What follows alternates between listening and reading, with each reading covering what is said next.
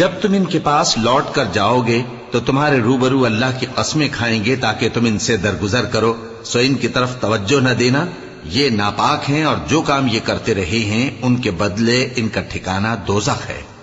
یہ تمہارے آگے قسمیں کھائیں گے تاکہ تم ان سے خوش ہو جاؤ، لیکن اگر تم ان سے خوش ہو بھی جاؤ گے